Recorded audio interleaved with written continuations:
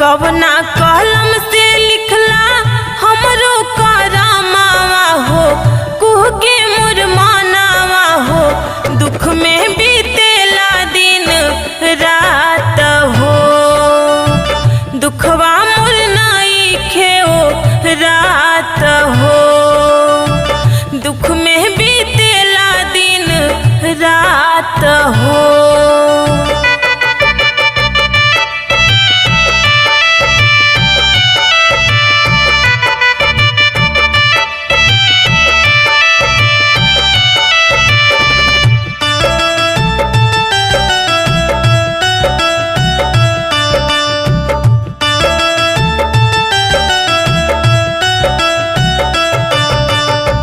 केहू